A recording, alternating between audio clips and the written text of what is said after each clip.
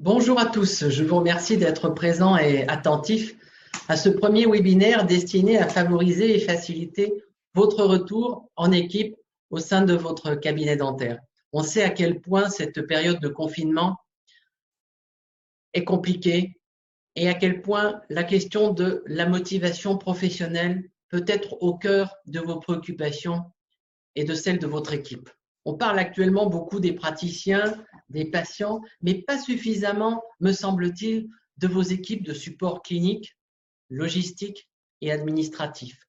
Vos assistants, vos aides dentaires, vos secrétaires sans qui vos conditions d'exercice seraient bien plus contraignantes. J'ai donc décidé de vous parler des leviers de motivation professionnelle qui doivent conduire chacun des membres de votre équipe vers l'excellence. À ce titre, la pyramide de Maslow et sa description des besoins élémentaires est tout à fait adaptée à la situation difficile que nous traversons et que nous allons continuer de subir encore plusieurs mois.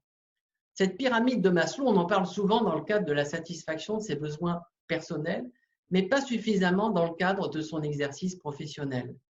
Et pourtant, vous allez voir à quel point elle peut être révélatrice des fondements de la réussite professionnelle de vos équipes. Je vous la présente.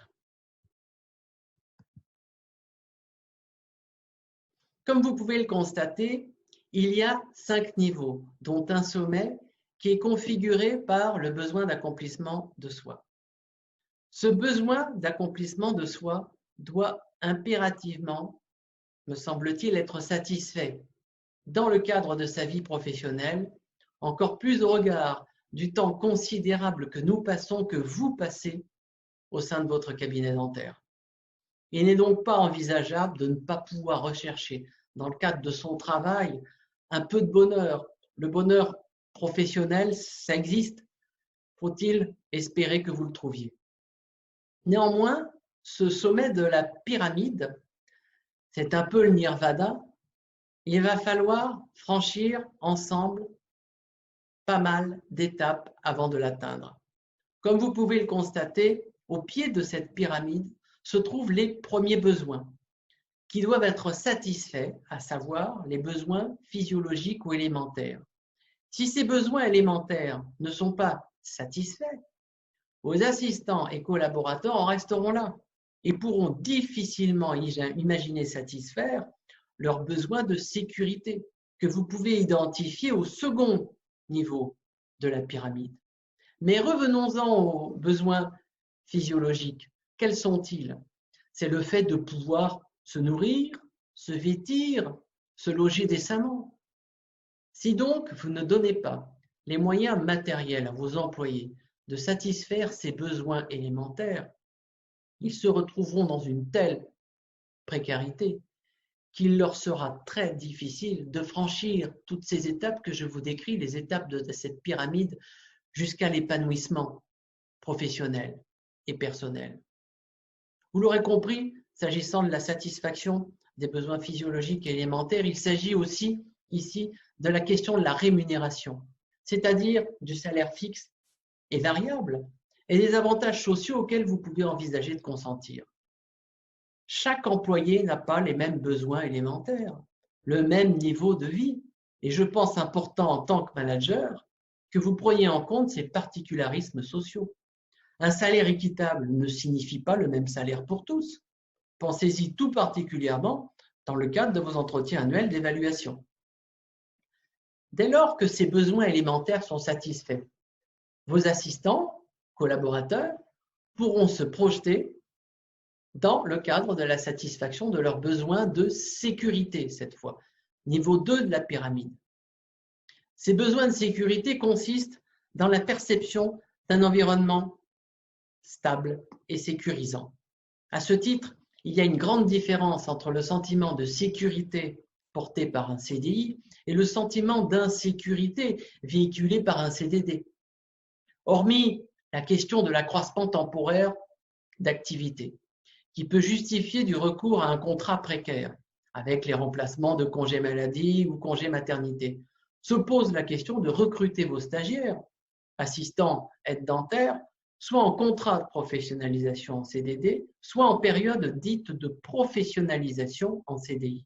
À ce titre, pour de nombreuses raisons que je n'exposerai pas ici et qui pourront faire l'objet, si vous le souhaitez, d'un nouveau webinaire, j'ai toujours préconisé le recrutement des stagiaires d'emblée en CDI. Lorsque le besoin de la sécurité de l'emploi est satisfait, votre équipe peut enfin se projeter vers la satisfaction des besoins d'appartenance. Ces besoins d'appartenance sont hyper importants. En quoi consiste-t-il? Dans sa vie personnelle, il s'agit de l'amour et de l'affection que vous portent vos proches. Si on transpose ce besoin d'appartenance à l'exercice de sa profession, il s'agit d'avoir le sentiment d'appartenir à une famille qui est celle de votre cabinet dentaire et qui est constituée des praticiens, de vos employés, des collaborateurs, de leurs collègues, mais aussi de vos patients. À ce titre, je n'ai jamais pu me faire à l'idée, je n'ai jamais pu considérer un patient dentaire comme un client. Un patient n'est pas un consommateur de soins. Le patient dentaire fait partie intégrante de votre cabinet dentaire et doit être considéré comme un membre de la famille.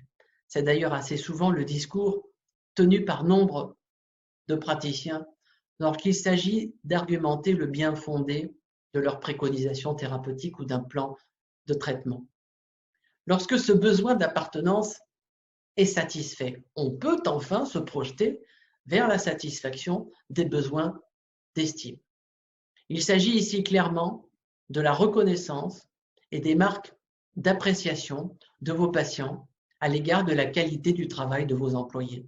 Ces marques de reconnaissance s'expriment aussi et surtout dans la verbalisation de votre sentiment de satisfaction à l'égard de la qualité du travail de votre équipe. Il va donc falloir, dès votre retour au cabinet, que vous encouragiez vos assistants à surmonter cette dure épreuve de reconquête de vos patients après cette période de confinement. Je vous recommande tout particulièrement, en fin de journée, de ne pas hésiter à remercier, non pas collectivement, mais individuellement et personnellement, chacun des membres de votre équipe. Peut-être pas tous les jours, mais de manière périodique et fréquente néanmoins. Lorsque les besoins physiologiques et élémentaires sont satisfaits, lorsque les besoins de sécurité le sont également, de même pour les besoins d'appartenance et d'estime, alors chacun de vos employés peut imaginer trouver un sens profond à son travail en s'accomplissant professionnellement, en développant ses compétences techniques et relationnelles, jusqu'à atteindre une sérénité telle qu'elle pourrait être assimilée à une forme de bonheur. C'est aussi dans cet accomplissement de soi que chaque employé pourra acquérir son autonomie et un sens aigu de l'initiative. Au-delà de la satisfaction de tous ces besoins, auxquels je vous demande de prêter la plus grande attention en retournant travailler dans vos cabinets respectifs, je vous suggère de ne pas immédiatement rouvrir la porte à vos patients, mais de décaler et de dédier la première journée de votre activité à une grande réunion d'équipe.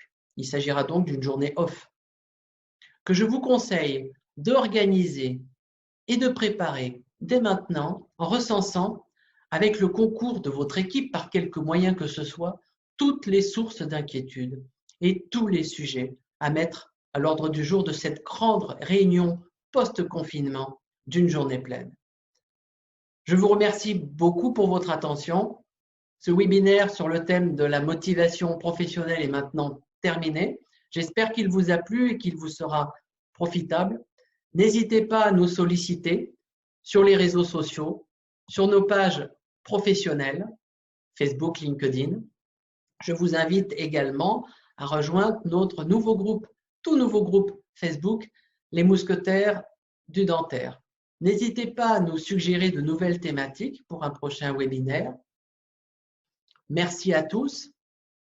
Prenez soin de vous, de vos proches, de vos assistants, de vos collaborateurs et de vos patients. Un pour tous, tous pour un. À bientôt pour un nouveau webinaire.